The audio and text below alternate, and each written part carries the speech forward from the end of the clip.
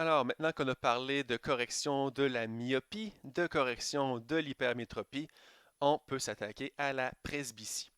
Donc, contrairement aux deux précédentes, qui sont des défauts de punctum remotum, donc c'est le point le plus éloigné qui n'est pas à la bonne place, la presbytie, c'est un défaut de vision de proche.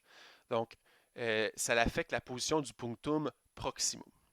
Donc, une personne normale, un œil normal, on considère que son punctum proximum est à 25 centimètres. Ou techniquement, pour être plus proche, là, ça serait pas la fin du monde. Mais si à 25 cm de l'œil, on est capable de lire et que c'est net, ce n'est pas une image qui est floue, ben on est correct. Une personne presbyte, donc une personne atteinte de presbytie, son punctum proximum, dis-je bien, est plus loin que ça.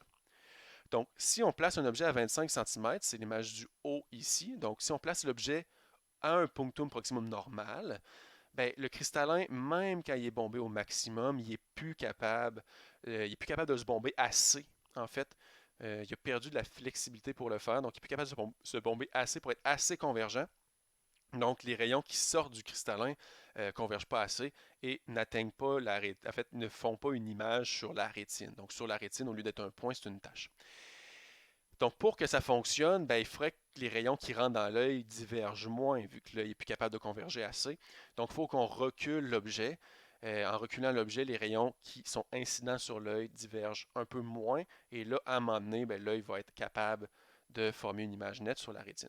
Donc, le punctum proximum d'une personne presbyte est un petit peu éloigné. C'est pour ça que les personnes qui ont la presbytie, les personnes plus âgées, doivent reculer là, leur feuille s'ils veulent la lire, là, à bout de bras et ainsi de suite. Euh, la presbytie, donc la capacité du cristallin à s'adapter, comme je le disais, ça dépend de l'âge. Plus on est jeune, plus c'est flexible, plus c'est capable de s'ajuster. Et ça décroît quand même assez vite avec l'âge. Donc, si c'est un tableau, c'est des valeurs moyennes, on s'entend là. Mais vous avez bon, la colonne de gauche, c'est l'âge, ça va. La deuxième colonne, c'est l'accommodation. Donc, c'est quoi la vergence que le cristallin peut venir modifier?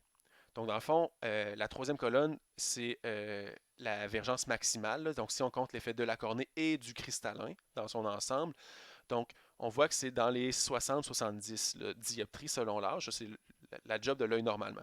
Mais le cristallin, en allant de moins bombé à plus bombé, mais quand on est jeune, il peut rajouter 14 dioptries.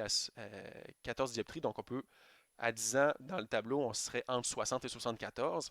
Mais si déjà on va à quelqu'un qui a 40 ans, là, ça varie entre 60 et 64. À 60, à 60 ans, entre 60 et 61. Donc là, Cristallin, il s'adapte plus beaucoup. C'est sûr que la dioptrie de plus, la dioptrie d'ajustement fait quand même beaucoup le travail, là, parce que, tu sais, entre l'infini puis 5 mètres devant l'œil, par rapport à la dimension de l'œil, c'est quand même toutes des grandes distances. Donc, dans la vie quotidienne, on n'a pas besoin de beaucoup d'accommodation, mais c'est sûr que si on est rendu très proche, là, une personne âgée sera plus capable de le faire. Ou une personne que, pour quelque raison que ce soit, le cristallin est moins flexible. Si vous avez toujours regardé des choses de trop proche, peut-être que votre cristallin a été trop souvent utilisé, puis là, il a perdu de sa flexibilité avec l'âge. Et vous avez dans la dernière colonne, donc les punctums proximum approximatifs. Là. Donc un bébé qui se colle de quoi d'en face, il est capable de le voir nettement, ça, il n'y a pas de problème. Là. Passé un certain âge, évidemment, l'œil doit être assez développé, mais un enfant de 2 ans est capable de voir de très proche. Mais déjà à mon vieil âge, là, de plus que 30 ans, là, on a beaucoup de pertes. Et si vous rendez à 70 ans, ben là, en moyenne, on est à 1 mètre. Donc, tout ce qui est plus proche d'1 mètre, sans lunettes, là, vous ne seriez pas capable de lire quoi que ce soit. Ou en tout cas, pas de façon nette. Et comme le standard que je mentionnais, le punctum proximum, standard de 25 centimètres, ça correspond à quoi? Ça correspond à 4 dioptries d'accommodation.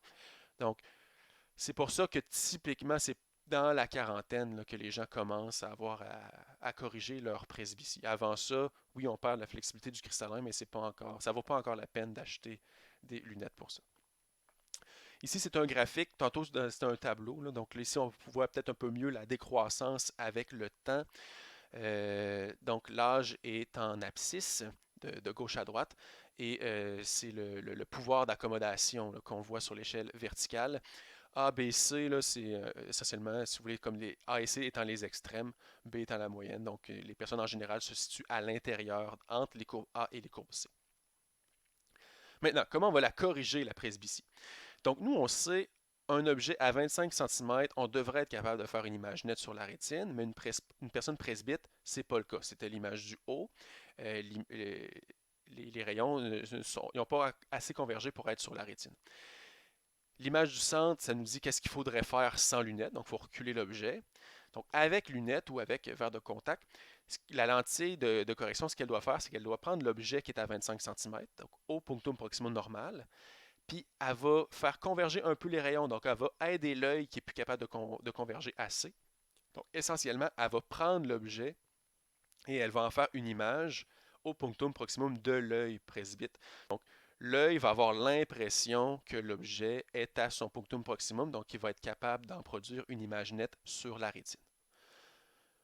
Donc, c'est un peu la même stratégie que pour la myopie et l'hypermétropie, sauf qu'au lieu de prendre un objet à l'infini et de le mettre au punctum remotum, là, on prend un objet à 25 cm et on le met au punctum proximum. Donc, appliquons ça maintenant dans un exemple. C'est là qu'on est rendu dans la prochaine vidéo.